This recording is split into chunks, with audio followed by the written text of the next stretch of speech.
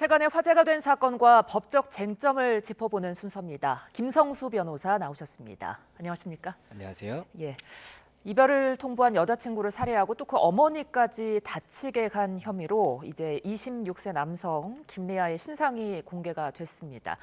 이 사건 먼저 간략하게 짚어주실까요? 예, 사실관계를 먼저 설명을 드리겠습니다.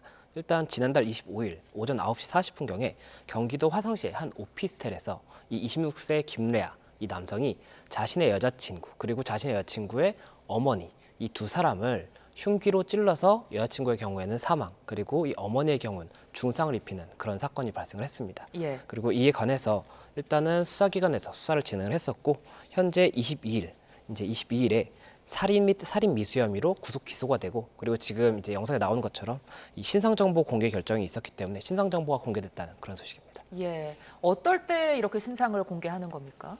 예, 이게 저희가 이전까지는 뭐 성폭력 처벌법이라든지 뭐 특정 강력 범죄라든지 이런 그 각각의 법에 의해서 신상 공개에 대한 절차가 따로 있었는데 예. 이런 부분들에 대해서 이게 나눠져 있다 보니까 조금 안 맞는 부분이 있다 이런 의견이 있었고 또 한 가지가 신상 공개가 된다고 하더라도 이게 뭐 머그샷이라든지 이런 최근의 사진이 아니다 보니까는 실제 법정에 출석하는 그런 모습과 이 공개됐던 사진이랑 다르다 보니까는 여러 가지 이야기가 있었거든요. 그래서 법이 이제 새로 이제 시행이 된 부분이 있습니다. 그 예. 법의 이름이 중대범죄신상공개법이라는 것이고 예. 지난 1월 25일에 시행이 됐어요. 예. 그리고 여기에는 그 말씀하셨던 요건 같은 경우는 일단은 범죄의 잔인성, 피해의 중대성이 있을 것, 그리고 또 한 가지가 죄를 범하였다고 믿을 만한 상당한 증거가 있을 것.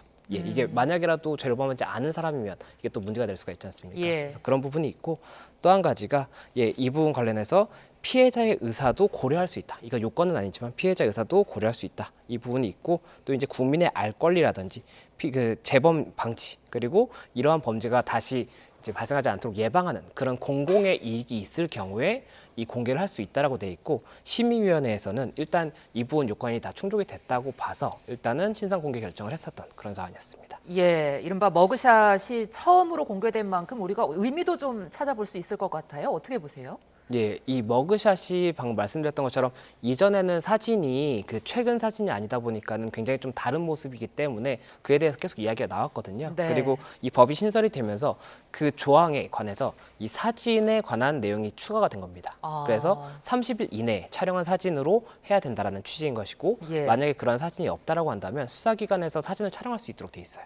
그래서 지금 이제 공개된 사진 같은 경우에는 머그샷, 이제 최근에 촬영된 사진인 거죠. 예. 이 부분 이제 공개가 된 것이고 이게 지금 법이 시행된 지가 얼마 안 됐지 않습니까? 그렇다 보니까 첫 사례거든요. 그래서 그런 부분들에 대해서도 여러 가지로 의미가 있기 때문에 더 조금 관심을 받고 있는 사안인 것 같습니다. 그런데 이 공개가 되기 직전에 김리아가 이거를 공개를 하지 말아달라면서 집행정지 가처분 신청을 냈단 말이죠. 하지만 이게 거부가 됐어요. 왜 그런 건가요? 예, 일단은 그 심의위원회에서는 9일에 공개하는 걸로 결정을 했었습니다. 그런데 이 김레아가 이 취소 소송을 제기를 하고 또 집행정지 신청을 했습니다. 죄송합니다. 심의위원회에서는 5일에 공개 결정을 했었고 김레아가 9일에 취소 소송 그리고 이 처분, 이 공개하는 처분을 일단은 집행을 정지해달라는 신청을 한 겁니다. 그런데 이 신청을 받은 법원에서 18일에 기각을 하면서 이 판단을 했던 부분이 이 범죄 행위 자체가 이 김리아의 행위로 인해서 이 피해자들의 이 피해가 굉장히 극심하고 그리고 이런 뭐 피해 이런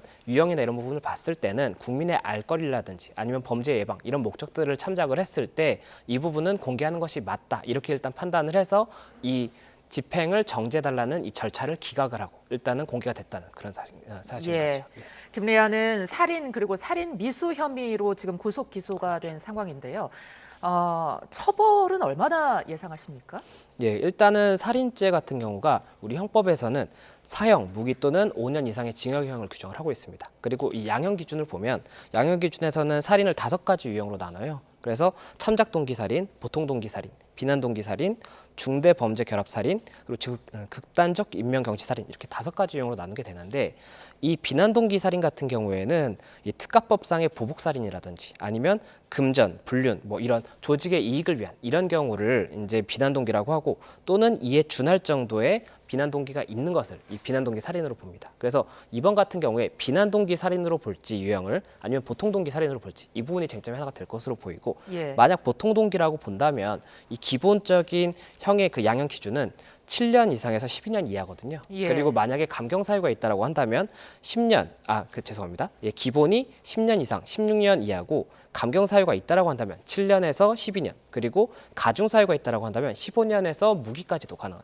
그런 사안이기 때문에 보통 동기라고 하더라도 만약 가중이 되면은 상당히 무거운 이 형이 좀 처해질 수가 있을 것으로 보이고, 그리고 또 지금 살인만 있는 것이 아니라 살인 미수까지 죄명이 2개지 않습니까? 예. 그렇다 보면 이 부분도 이제 이 경합에 대한 경합범 처벌에 대한 부분이 있기 때문에 이 부분까지 감안을 하면 아무래도 무거운 형이 선고될 가능성이 높다, 이렇게 볼 수 있을 것 같습니다. 최고형은 무기징역까지 보시는 거군요. 살인죄에 대해서 형법상은 사형까지도 가능하지만 예. 현실적으로 지금 사형 선고가 거의 내려지지 않고 있는 부분도 있고, 그리고 이 양형 기준을 봤을 때도 이 보통 동기라든지 이 비난 동기 살인 같은 경우에는 무기까지를 일단 가중 사유에서도 두고 있기 때문에 아무래도 무기까지가 가장 최고 상한이 아닐까 이렇게 생각이 됩니다. 예, 다음 소식 짚어보겠습니다.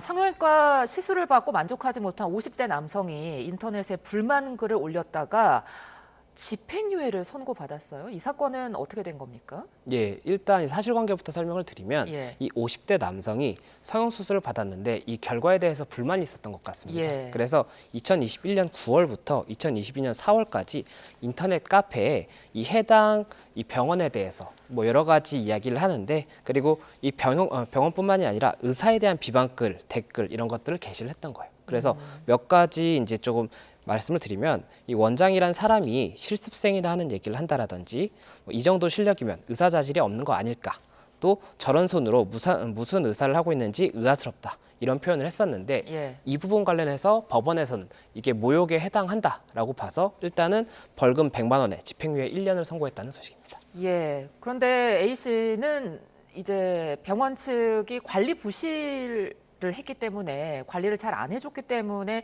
정부 차원에서 이런 글을 적었다라고 했단 말이죠. 하지만 재판부는 집행유예를 선고했어요.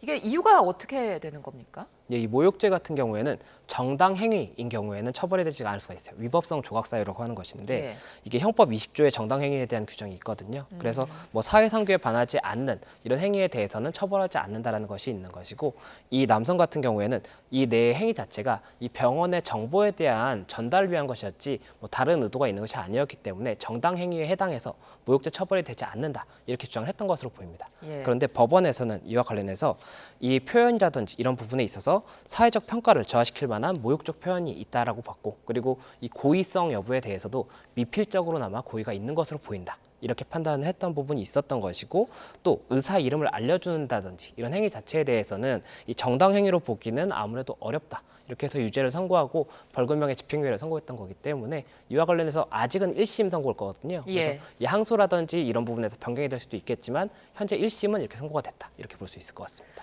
이 실명을 공개된 게시글로 적은 건가요? 그건 아니죠. 예, 그 부분까지는 정확하게 파악이 되지 않고 있지만 뭐 예. 댓글이라든지 여러 가지 방법을 통해서 게시를 했다고 하다 보니까는 예. 뭐 댓글에서는 뭐 실명이 공개됐을 수도 있고, 예. 그리고 실명이 공개되지 않는다고 하더라도 특정을 할 수 있다라고 한다면 그 부분도 모욕죄라든지 명예훼손의 대상이 될 수가 있거든요. 예. 그래서 뭐 어느 병원에 뭐 누구누구 원장, 뭐 이렇게 뭐 손땡 원장이라든지 뭐 김땡 원장 이렇게만 썼어도 특정이 가능하다고 하면 모욕죄가 성립이 될 수가 있기 때문에 예. 그런 식으로 표현을 했을 가능성도 있을 것 같습니다. 예.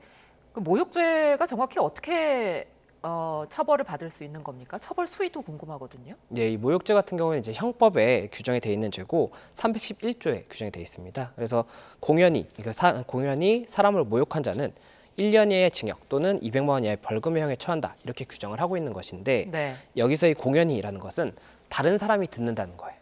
이게 두 사람만 했을 때는 모욕죄가 성립이 되지 않아요. 아, 공연성이 없기 그렇습니까? 때문에. 예, 그렇기 때문에 공연히 해야 되는 거고, 이 사람을 하는 건데 이게 사람이라는 게 우리 그 살아있는 사람 외에도 법인이라든지 이런 것도 대상이 될 수가 있어요. 예. 그래서 이 사람을 또 모욕하다.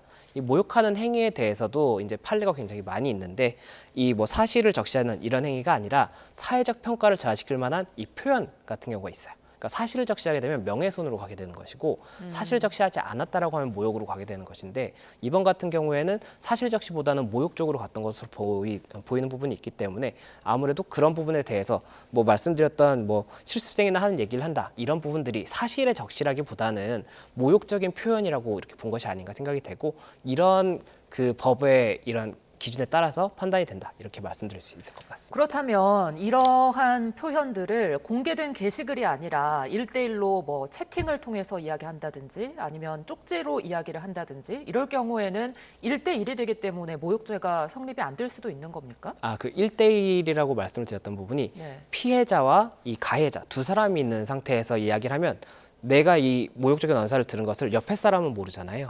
그러니까 피해자와 가해자가 1대1로 있는 상태에서는 공연성이 성립이 되지 않는 거지만 예. 이 가해자가 내가 없는 자리에서라도 내 뭐 이런 이야기를 한다고 한다면 명예훼손이나 모욕죄가 성립이 될 수가 있기 때문에 예. 이 부분에 대해서도 당연히 성립이 될 수가 있는 것인데 다만 이 부분은 증명을 하기가 어려울 수가 있겠죠. 예. 그래서 그런 부분들에 대해서는 증명이 또 쟁점이 되는 그런 사안입니다. 예. 끝으로 아파트 이름 이야기 좀 해보겠습니다. 이번에 서울 동작구 흑석동에 11구역 아파트 이름에 서반포가 애초에 포함이 돼서 논란이 일었는데요. 논란 때문인지 서반포 이름은 결국 빠지고 흑석 서미터 힐 이렇게 결정될 가능성이 크다고 하더라고요. 지금 서반포라는 지명이 없잖아요. 예, 맞습니다. 이 반포동이 지금 굉장히 인기가 많은 지역이잖아요, 거주지로. 그렇다 보니까는 이 서반포를 뭐 그런 좀 후광 효과를 얻고자 한 것이 아니냐 이렇게 지금 쟁점이 되는 부분인데 예. 이 사실관계에 대해서도 저희가 조금은 더 지켜봐야 될 것으로 보이는 게 예. 지금 조합 관계자 측이랑 그리고 또 이 시행을 하는 이 사업 진행하는 이 신탁사에서는 이 부분 관련해서 공식적인 명칭이 아니었다. 조금 오해가 있다라고 이야기를 하고 있거든요. 그래서 이 오해에 대해서 어떻게 지금 이야기를 하고 있냐면 이 지금 서밋이 대우건설이에요. 대우건설의 브랜드인데 대우건설이 우리 이제 이렇게 입찰을 하겠다라고 입찰 제안서를 낼 당시에 서반포에 위치한 아파트 단지 이렇게 표현을 했었고 이걸 이제 홍보 자료를 최근에 만들면서 이 신탁사에서 이 홍보 자료에서 이 제안서에서 표현됐던 이 서반포에 위치한 아파트 단지 이 부분을 조금 반영을 해서 서반포 위치한 더힐 그 서반포 서밋 더힐로의 재탄생이 성큼 다가서게 됐다. 이렇게 홍보 자료를 이제 배포를 한 겁니다. 그리고 이 홍보 자료가 배포된 다음에 이제 언론 매체에서 이 서반포라는 표현을 써서 명칭을 정한 것 같다. 이렇게 이제 나왔던 거거든요. 예. 그래서 지금 조합 측에서는 이 부분이 조합 측에서 확정적으로 이름을 정한 것은 아니었다. 홍보 자료에만 들어갔던 것이다. 이렇게 이야기를 하고 있는 상황이어서 이 부분 사실관계는 봐야 되겠지만 아무래도 만약에라도 이게 정식으로 명칭을 뭐 사용하려고 했다든지 아니면 이 홍보 자료라도 이렇게 했다는 것 자체가 이 반포라는 이미지가 지금 워낙 좋기 때문에 그리고 지금 흑석 11구역 같은 경우에는 흑석 뉴타운 중에 제일 오른쪽에 있거든요. 그러면 반포랑 근처이긴 합니다. 그렇다 보니까 그런 부분을 조금 감안해서 이렇게 된 것이 아니냐 이런 이야기가 있는 것이고 이에 대해서 뭐 여러 가지로 이제 인터넷 커뮤니티에서는 말이 많았죠. 그래서 관심을 많이 받았던 그런 사안입니다. 아무래도 뭐 집값 때문에라고 볼 수 있는 겁니까? 예, 아무래도 이게 뭐 유사한 사례가 더 많이 있습니다. 지금 뭐 이 사례 같은 경우는 좀 다를 수가 있겠지만 예를 들어서 뭐 목동 센트럴파크 아이파크 위브 이것 같은 경우 이 아파트 단지 같은 경우에는 목동이라는 이름이 들어갔는데 목동이 아니라 신월동에 있어요. 신월동 1075에 있습니다. 그리고 신목동 파라곤 같은 경우에도 신월동 489번째 있거든요. 그러니까 이게 목동이 아닙니다. 목동이 아닌데도 이 목동의 이미지가 워낙 이제 좋고 선호하는 지역이다 보니까는 목동을 조금 차용한 것이 아니냐 이런 이야기가 있고 또 지금 그래픽에 나오는 것처럼 신촌 그랑자이 같은 경우에는 마포 그랑자이로 최근에 한번 변경을 했었거든요.